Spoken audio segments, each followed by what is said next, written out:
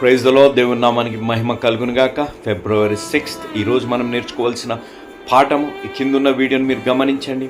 For every choice there is a consequence. ప్రతి నిర్ణయం వెనుక ఒక పరిణామం ఉంటుంది అనేది గ్రహించాలి.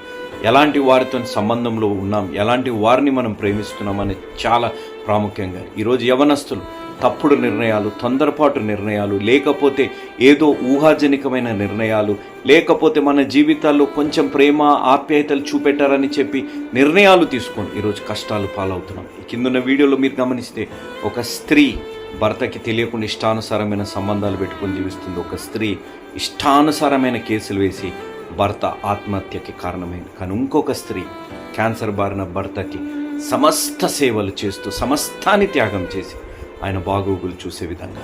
ఈరోజు తమ్ముడు చెల్లెమా, నువ్వేం ఎంచుకుంటున్నావు అదే నీ జీవితం. నువ్వే డెసిషన్స్ తీసుకున్నావు దట్ ఈజ్ యువర్ లైఫ్ అనేది మీరు గ్రహించండి.